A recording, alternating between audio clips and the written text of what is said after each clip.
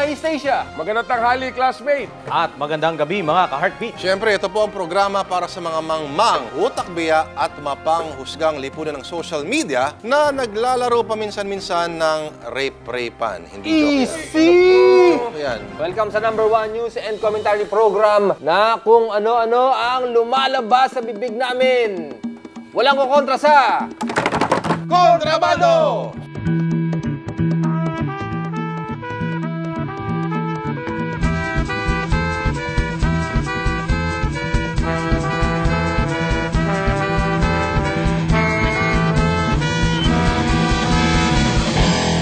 Sa ulo ng mga namamaga at nagnananang balita, Emperador Line.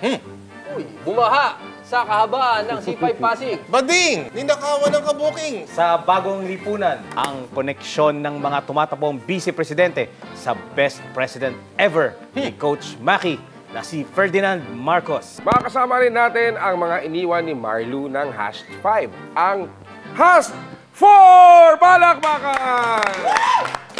At sa ating komentaryong kupal, himay ng ating security and counter-terrorism expert, ang napakasamang joke ni Davao City Mayor Rodrigo Duterte. Labis ang panghihinayang ng mga mahilig sa inuman nang makita nilang nagkalat sa kalsada ang kargang alak ng isang truck. Narito ang report. Amoy chikong suwabe ang umalingasaw sa bahaging ito ng C5 Pasig. Sumampa kasi sa Center Island ang isang truck na may bit-bit na kahon-kahong brandy. Ang brand na ito, nako, suwabing-suwabe. Pwedeng-pwede inumin anytime. Magandang kasalo sa tagumpay at higit sa lahat, tanging mga bigating superstar lang ang nag-e-endorse. Nagsisimula ito sa letter E at nagtatapos Brother Light. Hay nako, nagkalat ang dangdang bote at tumapong alak sa daan. Such a waste of perfectly fine brandy na mula pa sa mga tanyag na ubasan sa bundok ng Alemanya. Kwento ng driver, sumabog ang unahang gulong ng truck kaya nawalan siya ng kontrol. Nung pagsabog po sa kanan, kinabig po ako punta sa kaliwa. Nalaglag ako sa gutter na yan. Hindi na ako nakaahon. Bakit naman po ayaw nyo pa rin bumaba sa truck? Pero iba ang paliwanag niya sa traffic officer. Sabi po nung driver nung wing van, nagit-git daw siya. Poging-pogi ang buhok ni kuya. Kaso, nakalimutan niya ata ang pangalan niya. Okay na?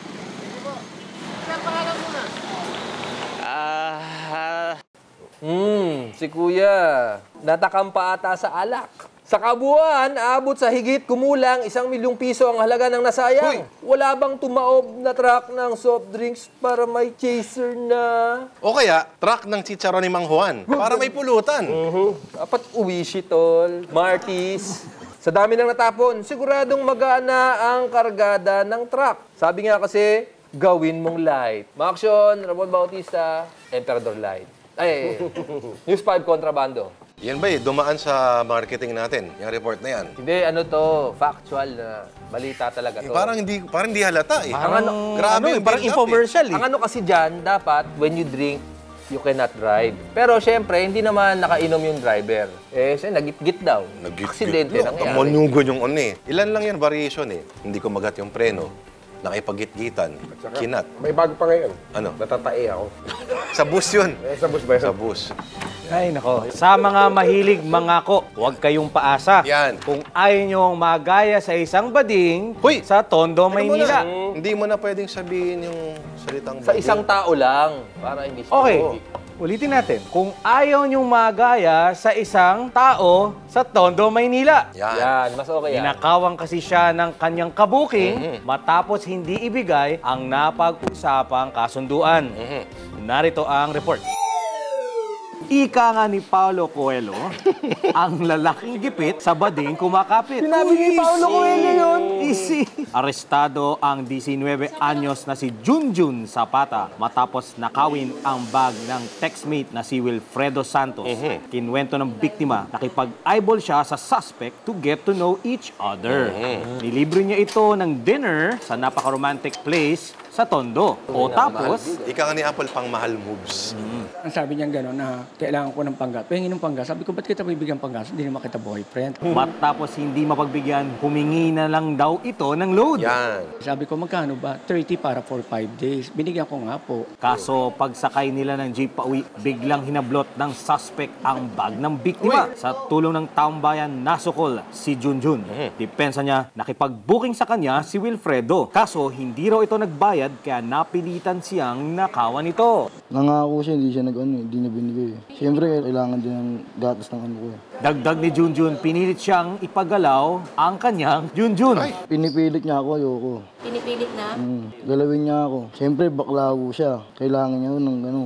Yung gusto niya, ayaw ko eh. Pero giit ng biktima, busilak lang ang kanyang kalooban. Siyempre, alam ng mga bakla, very friendly. Wala namang ano, walang mali siya po. Nabawi kay Junjun ang bag ni Wilfredo na may lamang cellphone, pera at discount card para sa motel na katunog ng Shogo. Uy, ano kaya yun? Hindi na nakapag-load for 5 days ang suspect. Umaksyon, R.A. Rivera, News 5 Contraband. Sayang yung load. Ito napaka-gender sensitive na itong issue na to. Kaya tawagin natin ng eksperto dahil alam mo naman ngayon. Mahirap na. Tanungin natin si Bart sa kasi Anak niya kasi kailangan ng gatas. may pahayag dito, yung mga katulad nila, no, very friendly, walang mali siya. Pag nakikipagkita na gano'n. Totoo ba yun, Bart? Karamihan sa mga bading, mga bakla, minsan talagang honest naman yan eh. Hindi naman lahat ng bakla eh mapagsamantala sa mga lalaki. Kasi kung ikaw yung isang tao na malinis ang konsensya mo sa lalaki, na nakipag-usap lang kayo, wala pang kontak-kontak sa kung saan. Ano saan? Ha? Sa cellphone, gano'n. Oo, kontak kaya sa ano. Ganun. Ano ba dapat ang SOP dyan, Bart? Bayad muna bago paano? Easy! Ayun nga eh, minsan nagkakaroon ng problema dyan eh. So, money down before brief down. Dapat, Ano ba dapat ang solusyon dyan? Sabay. Habang sinusubo, abot Kaliwaan! Ganun. Kaliwaan! Ganun. dapat may isulong na batas dyan. Kaliwaan law. Kaliwaan law. Kaliwaan law. So ano ba dapat Gawin na mo magandang light. transaksyon dyan, Bart? Magkano yung presyohan ng gano'n ngayon? 100, 150, ganyan. So ano yung makukuha mo sa 150? Touch lang. Ngayon, Grabe naman yun. 50, Ano 100. 50, 100, touch lang. Pag 500, ano yung Ay, makukuha? kailangan ano ka rin, lumalaban ka rin. Para Lumalaban! Ano, may lips to lips na yun? Oo, meron sa may ano pa, 69, mga sabi na. Ay! Meron gano'n na.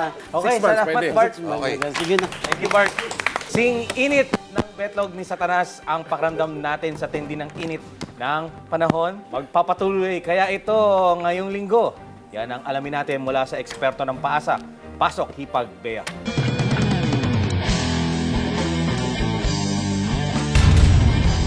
Magandang araw, bayang nalulunod na sa luha ng kilikili. Narito na ang ulat panahon na kasing totoo ng mga pangako ng politiko. Magiging maasim-asim at maalat-alat ang mga baskil sa buong kapuluan. Dulot ito ng mainat na bakbakan ng mga naghahalo-halong matalino, tanga, mangmang at pakul na comments tungkol sa halalan dito sa mapanghusgang daigdig ng social media. Kaya mag-ipit na ng paminta at bawang sa inyong mga kilikili. Yan! May adobo ka na! Food trip! Nako, pero speaking of trip, alam niyo yung mas maganda? Mag-road trip tayo o kaya mag-beach trip. Ayan, okay?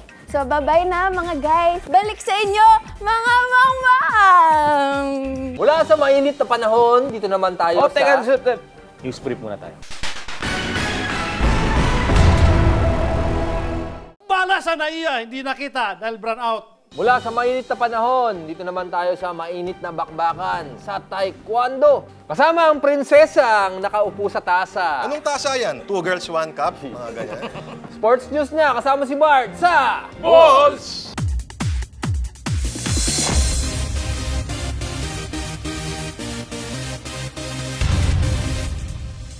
Ano na, mga buwakang ina? Tapos na ang laban ni Manny Pacquiao. Kasagsagan na ng playoff sa NBA at PBA. Kaya maiba naman tayo. na puro na lang tayo boxing at basketball. Dito naman tayo sa taekwondo. At good news, mga chupatid. Isa kasi sa mga pambato natin na si Kirsty Elaine Alora ang nag-qualified sa Rio Olympics sa Agosto. Palakpakan! Nakapasok kasi siya sa final ng Asian Olympic qualifier noong nakaraang weekend. Nakalaban niya sa semifinals ang bet ng Iran. Pero kahit dihado sa laki, hindi nagpadaig si Maring Kirsty. Tinambakan pa niya ng kalaban sa score. Gigil na gigil talaga si ating Jombag. Parang inahas ng kalaban niya ang kanyang jowa. Naalala ko tuloy nung ginulpi ako ng ex-boyfriend ko kasi sabi ko, sabay kami maligo. Hindi tuloy ako nakaligo ng ilang araw. Anyway, natapos ang tupakan ng score na 10-3, pabor kay Maring Kirsty. Hindi niya naitago ang saya dahil sure na siya sa Olympics. At ang maganda, nagawa niya ito sa harap ng kanyang pamilya at mga kababayan. Pinatunayan ni Maring Kirsty na matindi ang puso ng mga Pinoy. O diba, wag lang tayo puro basketball at boxing. Dahil pang atletang Pinoy na kailangan din ng ating suporta. Kaya congratulations sa iyo, Maring Kirsty. Mabuhay ang Pilipinas. Mabuhay ako. Di ba mga pamangkin pasong? Hello. Back to you, boys. I love you. Mabuhay ang mga atletang Pilipino. Ito naman tayo sa mga umaasa lang sa meme at kung ano-anong impormasyon mula sa internet. Ito lang pagkilatis ng pinakamalupit na mag-interview ng mga politiko. Si Ginoong Generoso Kupal sa kanyang Kupal Test! Hello mga kakupal, ito na naman tayo, bagong episode ng walang arte, walang pautot at walang kabang interview ng mga tumatakbong pinuno ng bansa. Ito ang Kupal Test. Sa edisyong ito, makakasama natin ang malupit umakting sa kanyang malulupit na campaign ad sa TV. Ang matapang na dating Justice Secretary at tumatakbong senador na si Laila De Lima. Magandang araw po, ma'am. Magandang araw. Hener? Yes, ma'am. Yes. Unang tanong po, ano ang top 3 mong advokasya sa pagtakbo bilang isang senador? Siyempre muna sa hustisya, yung justice system. Magpapatupad ho tayo ng panibagong opensiba laban sa kriminalidad at korupsyon. Yung pagpapalakas ng mga batas para proteksyonan ang mga naisasantabi at vulnerableng sektor. And yung ating criminal investigation process, kailangan pasimplihin pero palakasin. Yung ating penal code na napakatanda na, 83 years old, kailangan na rin i-overhaul. Ano ang pinagmamalaki mong nagawa bilang Justice Secretary? In general terms, pangkalahatan, sa tingin ko naman na i-convert ko ang DOJ into a trusted and respected institution. Kasi seryoso ako noon eh. Pinaalis ko rin yung filing fee sa pagpa-file ng mga kaso sa amin. Kasi iniisip ko, nabiktima ka na nga ng krimen tapos babayarin ka pa. Pinaalis ko walang po yun. pambayad nun ng file ng kaso, ma'am, wala. Wala. Eh, nabiktima ka na nga. Sabi nila, mga kalaban lang ng administrasyon ng mga pinakukulong mo. Anong masasabi mo dito? Wala akong katotohanan yan. Madalas nga ako sa akin yan, binibintang yung so-called selective justice. Pero ang tinutukoy nila yung sa usapin ng PDAF na Poles case. Now, 3 batches naman po ng mga kaso ang nai-forward namin sa ombudsman. At hindi naman ho lahat dyan ay mga oposisyon. May ilan-ilan din na mga masasabing mga administration allies na na-file namin ng kaso. Narito na po ang huling question. Bulong ko na lang po. Dapat yung sagot nyo. Bulong na rin. Bulong na rin? Yes, ma'am. Seryoso ka? Ibubulong mo na yes, lang? Yes, ma'am.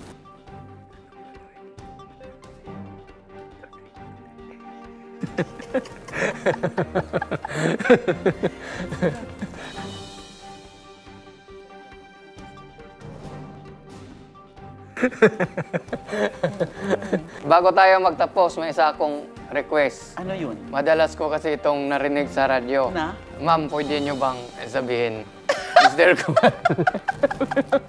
Yung sa TV ad, sa ad ko, tsaka sa radio ad. Oo.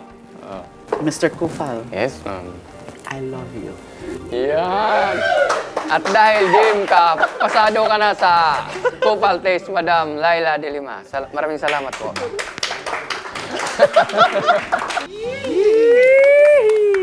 Kinilig ako sa pagka... Bagay sila, no? Magandang yung alarm rehearsal siguro niya. yan, ano? Magandang alarm yung boses ni De Lima. I love you, R.A. Rivera.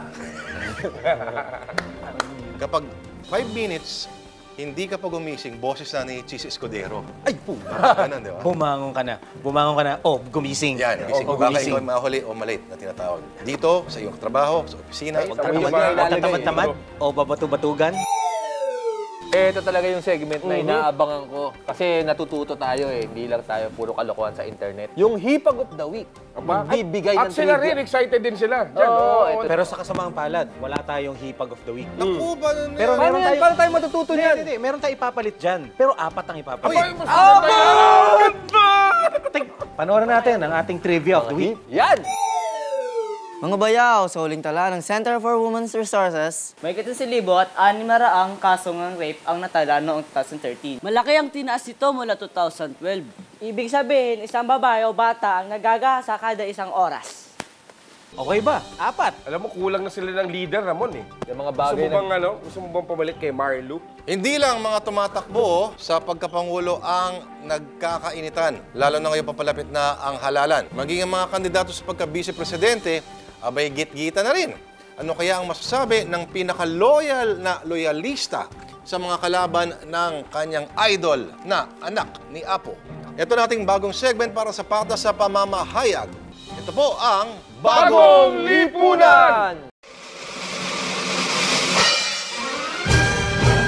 Magandang araw mga patay gutom na punks at sa mga loyalista ng Bagong Lipunan, syempre. Tama yung ginawa ng idol kong si BBM nung isang linggo, nung debate. Hindi siya pumunta.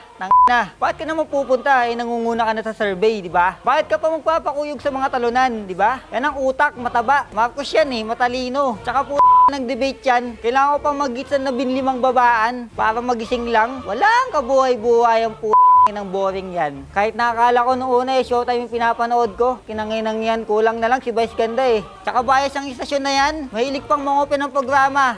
O ito ko, Peño Tsaka itong mga kapwa-kandidato ni BBM, kung makahirit. O yung mga ingrato, kung magkakalkalan kaya ng nakaraan, baka magkapahiyaan pa tayo. Ikaw, Lenny Robredo, yung tatay mong si Antonio Hirona ay inapoint ng municipal judge ni Marcos noong 1980. Ito namang si Escudero. Ang tatay mo, Agriculture Minister ni Marcos. Ikaw, Alang Cayetano. Tatay mo, kasama dati sa law office ni Enrile ng makapangyarihan ng martial law. Tsaka itong si Gringo Honasan, palpak na platter ng kudita. Marami kang tinorture at pinahirapan ng martial law. Kasama ang mga kabats nyo. Tsaka itong si Trillanes. Wag ka na. Survey pala, lagpag ka na Lahat kayo nakinabang sa ilalim ng pinakamahusay at pinakadakilang Pangulo ng Pilipinas. Kung babanatan nyo si Bongbong, wag na wag kayong dadaan sa San Juanico Beach na pinatayo ni Marcos. Take that, bitches! Wala kayong karapatan, banat-banatan ng kanyang anak. Pero wala rin naman kayong magagawa Nasa puso na ng tao bayan ng mga pangalang Marcos. At malapit na ring bumalik ang pangalang Marcos sa Malacanang. Marcos pa rin! BBM! BBM! Pogi! Ay nako, kagaya ng nag-aalab na damdamin ni Coach Maki, nag-aalab din ang damdamin ng mga nasa social media, lalo na yung mga mapanghusga sa ating susunod na panauhin. Ito, laging pinag-uusapan. Tawagin na natin, no? Napaka-controversial, tawagin na natin sila. CJ, Vincent, Jimwell, at Eric, ang mga iniwan ni Marlo, ang natitirang miyembro ng #5, ang #4. Ilan taon na ba kayo? Ano po, 15 to 16.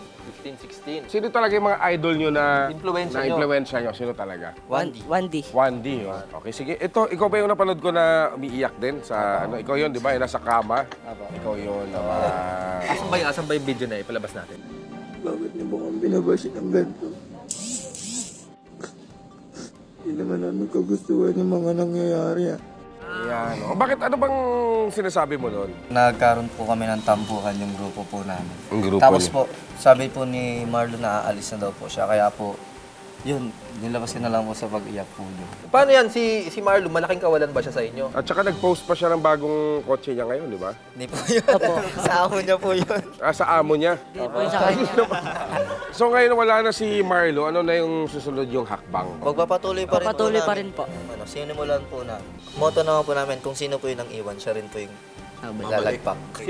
Parang may sumpa, no? May ibig sabihin may #5. Opo, may ibig sabihin po yung #5. Have a successful honor and talent. Have a successful honor and talent. Sino nakaisip nun? Kami pong tatlo, si Marlo, siya po, tsaka ako. Kayo ba naghahanap kayo ng kapalit ni Marlo? Meron kami reko. Hindi naman po. Hindi naman po sa ganun. Tito? Ay, siya po yung... Ito nang hinahanap niyo. Hinahanap Ito niyo. Ito na yun. Wala tiglawat eh. Bubog lang. Pagka may mga nang baba sa inyo, Ito. bahala. Yes, yan. Saka hindi aalis siya kasi loyalist yan. May plano ba kayo palitan yung pangalan nyo? Paano yung hash 4 na kayo ngayon? Hindi po. Hash 5 pa rin po. Taas niyo muna ang kamay ni Boss Maki. Yan, ito. Hindi mo Taas maki. yung kamay. Bago umalis, taas niyo muna yung kamay niyo, tapos peace. Peace kayo, peace. Yeah. Marcos. BBM! BBM!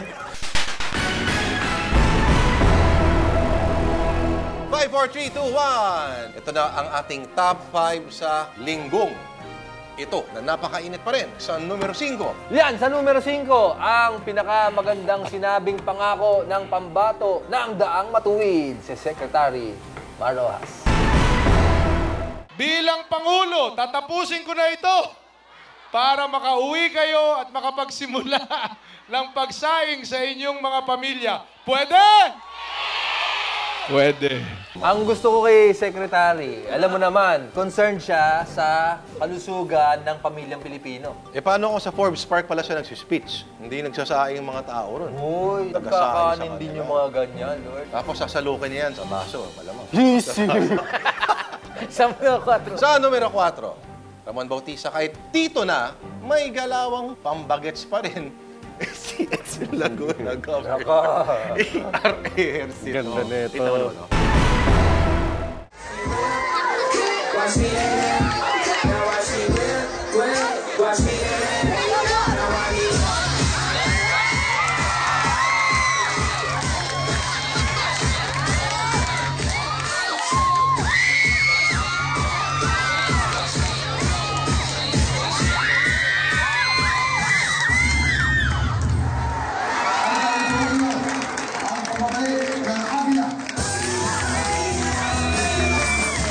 Magaling pala gumiling si ano? Ako, di ko na kaya yun eh. Yung mga rayuma ko, ano na eh. Para di siyang, ano sabi mo Ramon? Para siyang? Parang hash 5. Di ba galing sumayaw yung hash 5 eh?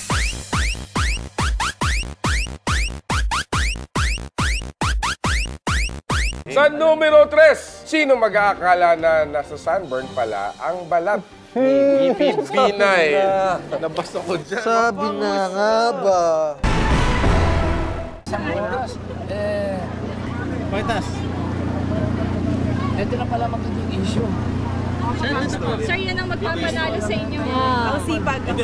Sinong kailangang hanapin nila kung meron silang katanungan tungkol sa clip na yun? Ayan. Kami po ay nagbabasa lamang dito. Paul Padua. Paul Ito Padua. Poncio Pilato. Ito po yung address Siya po niya. ay nakatira sa Novaliches na ngayon po ay nasa may bandang timog na. Para madali dito sa Reliance Street. Maaga pumapasok yan. Okay, sa numero 2, gaano kalalim ang samahan nila Manila Mayor Joseph Ejercito Estrada at ni Presidential Candidate Grace Poe? Napunta ako sa bahay nila. Wala po mga tatlo, 4 na taon lang yata yun. Hindi pa nakapanty.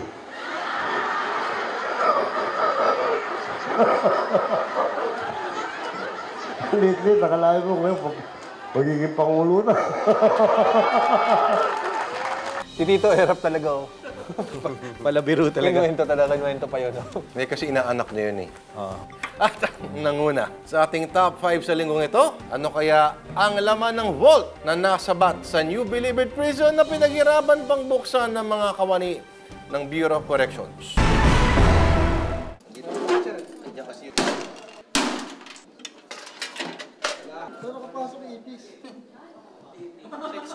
Ano? Sex toys. Ano ang mga teorya nyo kung bakit nandun yun sa Kasi group? po may nagsangla dyan. Ilagay nyo na lang sa comment section ang inyong teorya. Ang tawag doon, safe sex.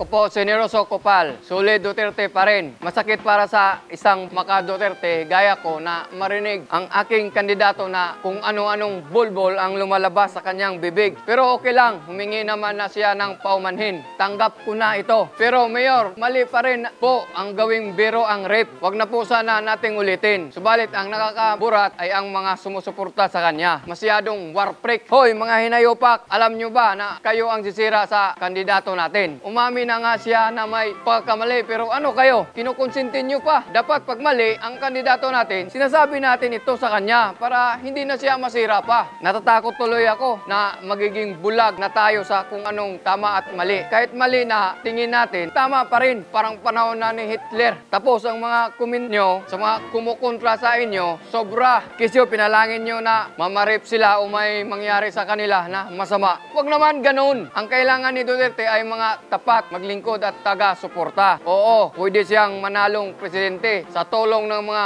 warpek sa social media. Pero kung walang magpapayo sa kanya, kung malilihis ng landas, hindi siya maging mabuting pangulo para sa bansa. Sayang lang ang pagiging mahusay na leader ni Digong kung masisira lang ng mga supporters niyang dahil pa ang puwit ng manok, ang mga bunganga kung pumutak. Kayo rin, pag natalo si Duterte dahil sa kalitsihan nyo, isasalpak ko tong batuta sa ngalangalan nyo.